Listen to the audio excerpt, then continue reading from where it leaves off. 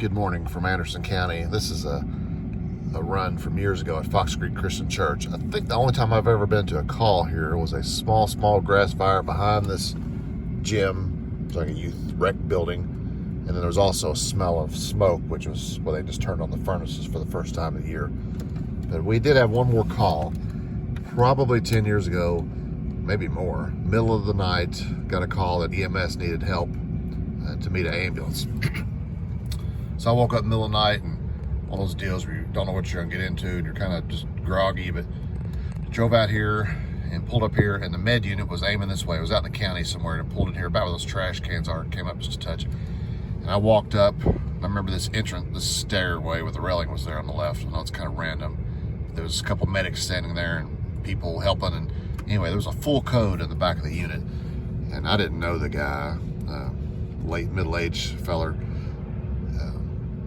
and doing CPR and stuff, and his wife pulled up just as the med unit was leaving, going on to Frankfort, because they take him to the closest hospital if it's a code. And his wife had pulled up, and she was calm, but very, obviously, I don't know, she wanted to be distraught, but she kind of had it together. And she said, "What's going on exactly?" I said, "I don't really know. I know they defibrillated one time." And she said, what did it say on the thing?" I said, "I don't know, because my ALS skills are not good. I've been around codes, I don't know, 80 times. I'm not sure how many times I've done CPR, been around it, but I can't read the EKG. I've never done it." I said, "They did say something about he's in VFib." And then she started crying, and she just said that, "Oh my gosh, that's not good at all." We'll back it up a touch. She said, "I need you to tell me what's going on and tell me exactly." She said, "I'm a nurse, so don't sugarcoat it." And I guess that explained why she came up and she was upset but had it together, because she's a medical professional. So when I said, "I don't know, but they said something about he's in VFib," and then she started crying. So she goes, "Oh my gosh, that's not good. That's not good at all. And do you know where they took him?" And I just said, "I think they went to Frankfort, and if you're going to drive, you know the deal. As a pro, as a medical pro, don't pass the ambulance and don't tailgate him." And she said, "Okay." And anyway, he went on to Frankfort and died.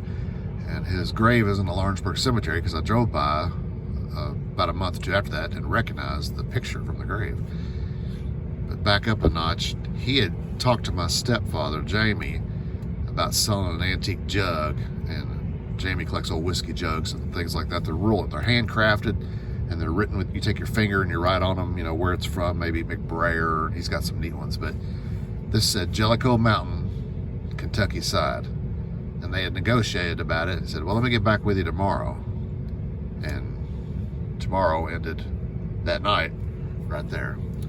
So you never know when you're going to die.